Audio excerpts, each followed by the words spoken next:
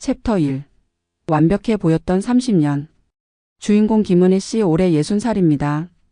서울에서 30년 넘게 살아온 두 아이의 엄마이자 건설회사 부장인 남편을 뒷바라지해온 평범한 전업주부였습니다. 남편은 건설사에서 30년 근무한 부장이에요. 성실하고 가정에 충실한 줄 알았어요. 큰 아들은 의사, 작은 딸은 변호사로 키워놓고 나니까 이제 좀 여유롭게 살 수 있겠다.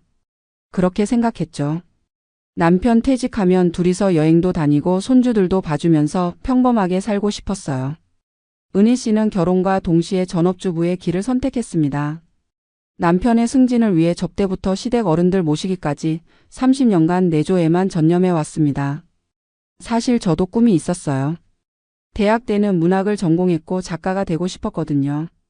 결혼하고 나서는 그런 꿈들을 다 접어버렸죠. 남편이 집안일에 집중하라고 했거든요. 여자가 밖에서 무슨 일을 하려고 하냐, 남편 잘 받들고 애들 잘 키우는 게 제일 중요하다면서요. 애들 어릴 때는 학원비며 과외비며 남편 월급만으론 부족해서 제가 집에서 번역 일도 했어요. 밤늦게까지 컴퓨터 앞에 앉아서. 아이들 학원 보내려면 돈이 많이 들었어요. 큰 아이는 의대 가겠다고 하고 작은 애는 법대 가겠다고 하니까. 과외 선생님도 최고 실력자로 모셔야 했고요. 은희 씨의 하루는 새벽 5시 30분에 시작됩니다. 가족들의 도시락을 싸고 아침을 준비하고 아이들을 깨워서 학교에 보내는 것까지. 그리고 남편이 출근한 후에는 집안일과 빨래, 그리고 저녁 준비까지. 하루 종일 쉴 틈이 없었습니다. 시어머니가 살아계실 때는 더 힘들었어요. 일주일에 3번씩은 안부 인사를 드리러 가야 했고 명절 때는 며칠 전부터 준비해서 시댁에서 하루 종일 부엌 일을 해야 했어요. 새벽부터 밤까지 일만 했죠. 그래도 불만 한번 표현하지 않았어요. 며느리의 도리라고 생각했거든요. 아이들 교육에도 정말 신경을 많이 썼어요. 큰 아이가 의대에 가겠다고 했을 때 저는 의대 입시에 대해서 누구보다 열심히 공부했어요. 어떤 과외 선생님이 좋은지, 어떤 학원이 합격률이 높은지. 밤새워 인터넷을 뒤지고 다른 엄마들한테 정보도 물어보고 제 일처럼 열심히 했어요. 작은 딸이 법대에 가겠다고 했을 때도 마찬가지였어요. 로스쿨 입시 정보를 다 알아보고 어떤 준비를 해야 하는지. 체크리스트까지 만들어서 아이들보다 제가 더 열심히 했던 것 같아요. 그 결과 두 아이 모두 원하는 대학에 합격했을 때 정말 하늘을 나는 기분이었어요. 겉으로 보기엔 완벽한 중산층 가정이었습니다. 아파트 값도 올랐고 아이들은 모두 성공했고 남편은 안정적인 직장에서 부장까지 올랐습니다. 하지만 그 완벽해 보이는 일상 속에는 누구도 알지 못한 균열이 서서히 벌어지고 있었습니다. 아이들이 대학에 가고 취업하고 결혼하면서 집이 점점 조용해졌어요. 그전까지는 아이들 챙기느라 정신없이 바빴는데 갑자기 해야 할 일이 줄어드니까 뭔가 허전한 기분이 들더라고요. 이제 뭘 하면서 살아야 하지? 하는 생각이 들었어요. 남편도 그 무렵부터 변하기 시작했어요. 예전에는 집에 일찍 들어와서 저녁을 같이 먹고 TV도 보고 이런저런 얘기도 했는데 언제부턴가 집에 늦게 들어오기 시작했어요. 전엔 7시면 꼭 들어와서 저녁 같이 먹었는데 회사 일이 많다, 거래처 사람들이랑 술 한잔 해야 한다 그런 말들이 늘어났죠. 전 그냥 남편이 열심히 일하는구나 생각했어요. 부장이라는 자리가 원래 바쁘고 책임도 무거우니까.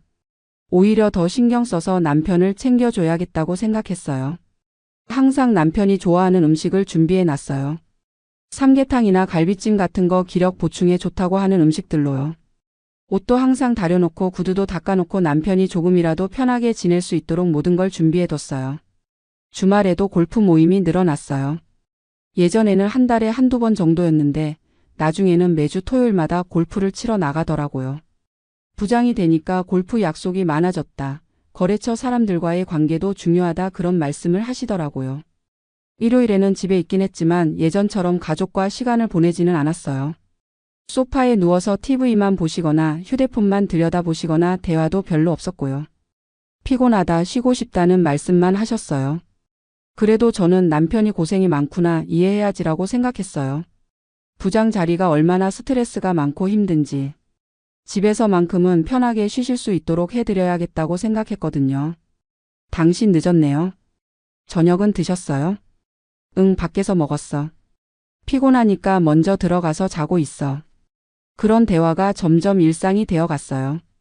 예전엔 하루 있었던 일도 서로 이야기하고 아이들 근황도 나누고 그런 시간들이 있었는데 어느 순간부터는 꼭 필요한 말만 주고받게 되더라고요. 손주들이 태어나면서 잠깐 활기를 되찾기도 했어요. 큰 아들, 딸이 결혼해서 아이를 낳았을 때 저는 정말 기뻤거든요. 이제 할머니가 되었구나, 새로운 역할이 생겼구나 하면서 손주 돌보는 재미로 한동안은 행복했어요. 하지만 그것도 잠시였어요. 며느리가 아이는 저희가 알아서 키울게요 라고 하더라고요. 처음엔 도움을 요청했지만 점점 괜찮다고 하면서 거리를 두기 시작했어요. 제가 너무 간섭한다고 생각했나 봐요. 그때부터 정말 할 일이 없어졌어요. 아이들도 다 독립했고 손주들도 가끔 보는 정도고 남편은 집에 늦게 들어오고 하루 종일 집에 혼자 있으면서 내가 뭘 하면서 살아야 하지? 하는 생각이 자주 들었어요. 친구들을 만나기도 했지만 다들 비슷한 상황이었어요. 남편 이야기, 자식 자랑, 손주 이야기. 그런 얘기들 뿐이었죠. 가끔 나만의 이야기를 하고 싶을 때가 있었는데 정작 저만의 이야기가 뭐가 있나 싶더라고요. 30년을 누군가의 아내, 누군가의 엄마로만 살았으니까. 그렇게 시간이 흘러갔습니다. 은희 씨는 자신도 모르게 점점 무력감에 빠져들고 있었습니다. 완벽해 보였던 가정, 성공한 것 같았던 인생. 하지만 그 안에서 김은희라는 개인은 점점 사라져가고 있었습니다. 챕터 2. 의심의 시작 10,000,000. 변화는 서서히 왔습니다. 남편의 늦은 귀가는 일상이 되었고 주말에도 골프 모임이 잦아졌습니다. 그리고 어느 날 세탁기에서 남편 셔츠를 꺼내는데 깃부분에 립스틱 자국이 묻어 있는 거예요. 처음엔 제 립스틱인 줄 알았는데 전 그런 진한 빨간색은 안 써거든요. 더 이상한 건 향수 냄새였어요. 제가 쓰는 샤넬과는 완전히 다른 달콤하고 농염한 냄새였죠. 은희 씨는 그 순간을 지금도 생생히 기억합니다.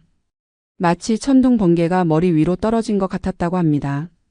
심장이 철렁 내려앉았어요. 하지만 바로 추궁하기엔 확신이 서지 않았거든요. 혹시 제가 예민하게 생각하는 건 아닐까 싶어서 며칠을 그냥 지냈어요. 근데 그 며칠 동안 남편을 유심히 보니까 예전과 다른 점들이 보이기 시작했어요. 남편 정수 씨는 평소 옷차림에 무관심했습니다. 하지만 최근 들어 새 정장을 사고 헤어스타일도 바꾸고 심지어 운동까지 시작했습니다. 40년 가까이 같이 살면서 남편이 헬스장에 간다고 한 적이 없었는데 갑자기 건강 관리를 해야겠다면서 운동을 시작했어요. 처음에는 좋은 일이라고 생각했거든요. 나이도 있으니까 건강 챙기는 게 맞다고. 그런데 운동복도 새로 사고 운동화도 새로 사고 뭔가 과하다는 생각이 들었어요. 그리고 휴대폰을 항상 들고 다니기 시작했죠. 화장실 갈 때도 샤워할 때도. 예전엔 거실 테이블에 그냥 두고 다녔는데 왜 갑자기 휴대폰을 그렇게 소중하게 다루지? 하는 의문이 들었어요. 더 이상한 건 남편의 표정이었어요. 예전에는 집에 들어오면 피곤한 표정이었는데 요즘엔 뭔가 들뜬 기분인 것 같았어요. 혼자 웃을 때도 있고 휴대폰 보면서 미소 지를 때도 있고 30년을 같이 살면서 본 적 없는 표정들이었어요. 옷 취향도 바뀌었어요. 예전에는 그냥 무난한 색깔의 정장만 입었는데 갑자기 밝은색 셔츠를 사온다든지 화려한 넥타이를 사온다든지 회사에서 이미지 변신이 필요하다고 하더라고요. 부장이 되면서 더 젊어 보이려고 한다는 말씀을 하셨는데 뭔가 어색했어요. 향수도 새로 샀어요.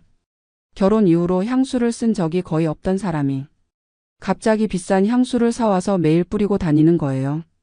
직장에서 냄새 관리도 중요하다고 하시더라고요.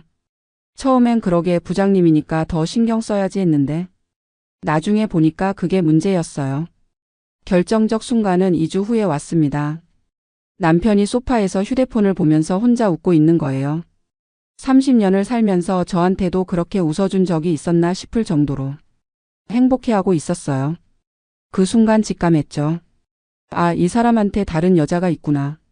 그날 밤 잠이 안 와서 남편 옆에 누워서 이런저런 생각을 했어요. 혹시 내가 너무 예민한 건 아닐까? 부장이 되면서 스트레스를 다르게 푸는 건 아닐까? 그런 생각들을 했는데 아무리 생각해봐도 뭔가 이상했어요. 다음 날부터는 남편의 행동을 더 자세히 관찰해 봤어요. 출근할 때 거울 앞에서 옷매무새를 정리하는 시간이 길어졌고 퇴근 시간도 점점 늦어졌고 주말 골프 약속도 더 자주 생겼어요. 전화 받는 것도 이상했어요. 예전엔 집에서 전화 받을 때 별로 신경 안 썼는데 요즘엔 다른 방으로 가서 전화를 받거나 아니면 나중에 다시 걸게라고 하면서 끊어버리거나 분명히 뭔가 숨기는 게 있다는 생각이 들었어요. 며칠 후 운명의 순간이 찾아왔습니다. 남편이 샤워하러 들어가면서 휴대폰을 침대 위에 깜빡 놓고 간 거예요. 그때 카톡이 왔는데 여보 내일 약속은 괜찮지? 보고 싶어요 라는 메시지였어요. 이름은 미경이라고 저장되어 있었죠.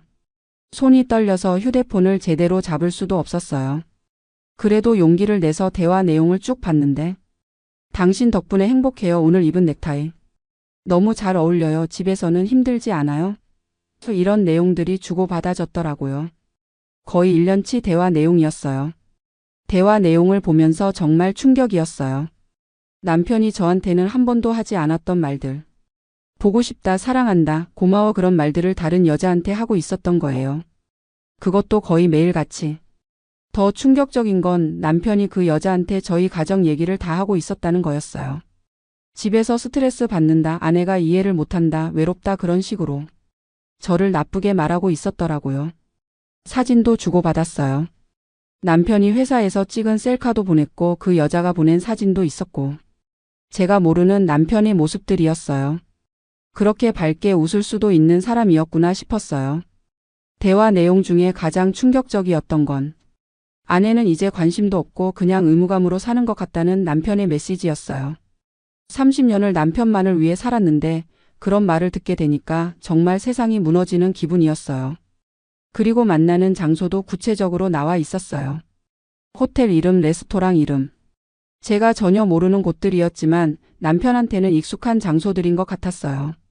얼마나 자주 만났길래. 그 순간 은희 씨가 평생 믿어온 결혼 생활이 한순간에 무너지기 시작했습니다. 샤워 소리가 멈추는 소리가 들리니까 급하게 휴대폰을 원래 자리에 놓고 제자리로 돌아갔어요. 그런데 마음은 정말 복잡했어요. 화도 나고 슬프기도 하고 무엇보다 배신감이 너무 컸어요. 남편이 샤워하고 나와서 휴대폰을 찾더니 왜 여기 있지? 라고 중얼거리는 거예요. 그리고 저를 의심스러운 눈으로 쳐다보더라고요. 혹시 봤나? 하는 표정으로 그때 확신했어요. 정말로 뭔가 숨기고 있구나. 그날 밤은 정말 힘들었어요. 남편이 바로 옆에서 자고 있는데 이 사람이 낮에는 다른 여자를 만나고 있었다는 사실이 받아들여지지 않았어요. 30년을 함께 산 사람이 어떻게 이럴 수 있을까? 그런 생각만 계속 들었어요. 다음 날부터 며칠 동안은 정말 지옥 같았어요. 겉으로는 아무렇지 않은 척했지만 속으로는 정말 힘들었어요. 혼자 있을 때는 눈물이 계속 났어요. 챕터 3. 진실과 마주하다. 증거를 확인한 후 일주일 동안 은희 씨는 지옥 같은 시간을 보냈습니다. 평범한 일상을 유지하면서도 속으로는 분노와 배신감 그리고 두려움이 교차했습니다.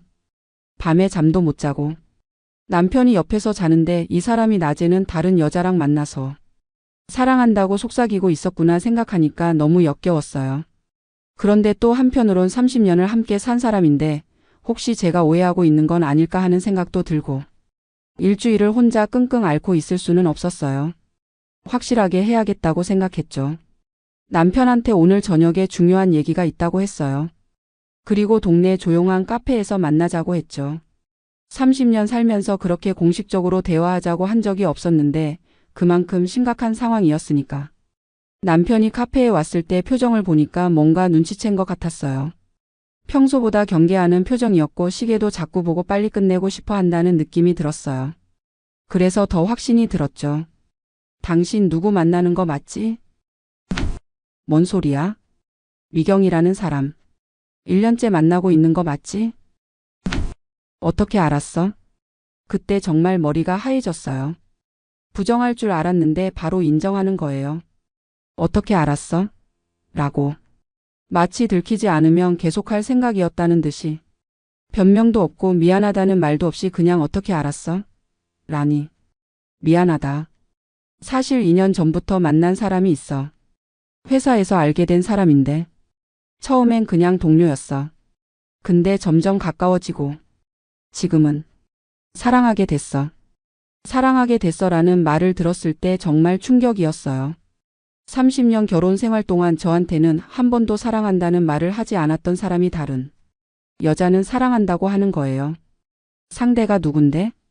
이혼한 여자야. 45살이고 아이 하나 있어. 부동산 중개업을 하고 있고. 정말 좋은 사람이야. 정말 좋은 사람이라는 말까지 덧붙이는 걸 보고 이 사람이 정말로 그 여자에게 빠져 있다는 걸 느꼈어요. 저에 대해서는 그런 말 한번 해본 적이 없는데. 언제부터였어요? 정말 2년 전부터? 처음엔 정말 아무것도 아니었어. 회사 일로 알게 된 사이였는데. 점점 대화를 나누게 되고 커피도 마시게 되고. 그러다가 자연스럽게요? 기혼남이 다른 여자와 자연스럽게 사랑에 빠진다고요? 그 여자가 뭐가 그렇게 좋은데요? 저보다 뭐가 나은데요? 은희야. 미안하지만 솔직히 말할게. 너랑은 이미 정이 떨어진 지 오래야. 그냥 가족으로만 지내온 거지 남녀로서의 감정은 이미 없었어. 정이 떨어졌다고요? 그럼 저는 30년 동안 뭐였어요? 당신 뒷바라지하고 아이들 키우고 시댁 모시고. 그 모든 게 의미 없는 일이었다는 거예요? 고마웠어. 정말 고마웠지만 이제 내 남은 인생은 내가 원하는 대로 살고 싶어. 미경이와 함께. 남편은 차갑고 담담했습니다. 마치 이미 오래전부터 계획해온 일인 것처럼. 너한테는 미안하지만 이미 마음이 그쪽으로 가 있어. 은희야, 우리 이제 각자 살면 안 될까? 아이들도 다 컸고 이제 우리도 각자 행복하게 살 권리가 있잖아. 각자 살자고? 30년을 함께 산 부부한테 각자 살자고? 그럼 지금까지 저는 뭐였어요? 당신 뒷바라지 하느라 제 인생을 다 바쳤는데. 이제 와서 각자 살자고요? 그때 정말 울컥했어요. 30년간 제가 희생한 모든 것들이 머릿속에 스쳐 지나갔어요. 꿈을 포기하고 친구들과의 만남도 줄이고 오직 가정만을 위해 살았는데. 이제 와서 고맙다는 한마디로 정리하려고 하는 거예요. 고맙다고? 30년을 고맙다는 한마디로 정리하려고 하는 거예요. 저도 사람이에요.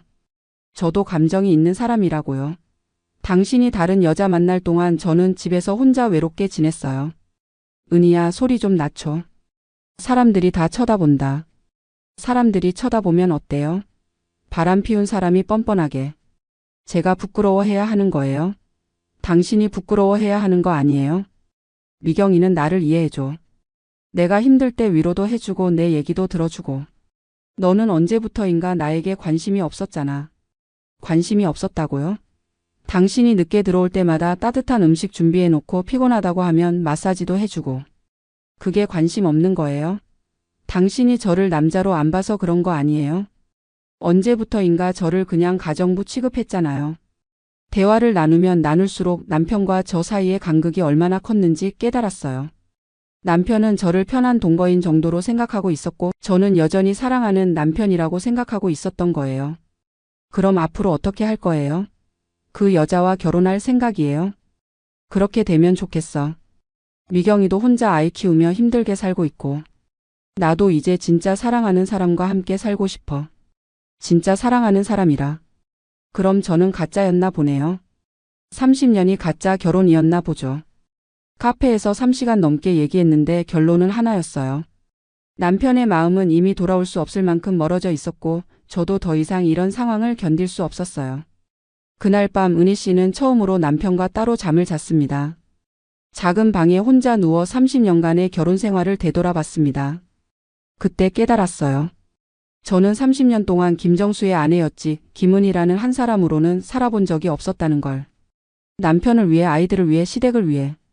정작 저 자신을 위해서는 아무것도 하지 않았더라고요. 30년간의 기억들이 파노라마처럼 지나갔어요. 신혼 때는 정말 행복했었는데. 언제부터 우리가 이렇게 멀어진 걸까? 아이들을 키우느라 바쁠 때는 몰랐지만 우리 사이에는 이미 벽이 쌓여 있었던 것 같아요. 다음 날부터 남편과 저는 어색한 공존을 시작했어요. 집안에서는 말을 거의 하지 않았고 필요한 이야기만 했어요. 남편도 더 이상 늦는다는 핑계를 대지 않았어요. 어차피 들켰으니까. 챕터 4. 새로운 선택, 새로운 시작. 진실을 알고 난 후 한 달. 은희 씨는 큰 결심을 했습니다. 주변 사람들은 모두 말렸어요. 친구들은 나이 들어서 뭐하러 이혼하냐 조용히 살다가. 가라 재산 반반 나눠받고 그냥 참아라 했고. 큰 아들도 엄마 아버지랑 할아버지 체면도 생각해야지 하더라고요. 근데 제 마음은 이미 끝났더라고요. 더는 그 사람과 같은 공간에서 숨쉬고 싶지 않았어요. 특히 시누이들이 가장 심했어요. 형님이 바람을 피웠다고 해서 집안을 박살내려고 하냐, 남자들은 다. 그런 거다 참고 살면 되지 않냐. 그런 말들을 들으니까 정말 화가 났어요. 바람 피운 사람은 따로 있는데 왜 제가 참아야 하는 거죠? 친정 어머니도 반대하셨어요. 여든이 넘으신 분이니까 생각이 다르시더라고요. 결혼이라는 게 원래 그런 거다. 남편이 바깥에서 바람을 피워도 집으로 돌아오면 되는 거다. 그런 말씀을 하시는데 저는 도저히 이해할 수 없었어요. 하지만 작은 딸은 제 편이었어요. 변호사라서 그런지 법적인 관점에서 조언해 줬어요. 엄마가 참을 필요 없어요. 충분히 이혼 사유가 되고 재산분할이나 위자료 문제도 엄마에게 유리해요라고 하더라고요. 재산분할, 위자료 그리고 앞으로의 생활비 문제를 차근차근 정리해 보겠습니다. 30년 혼인기간이니까 재산의 절반은 당연히 부인 몫이고 상대방의 불륜이 명확하니까 위자료도 받을 수 있습니다. 변호사 선생님을 만났을 때 처음으로 희망이 보였어요.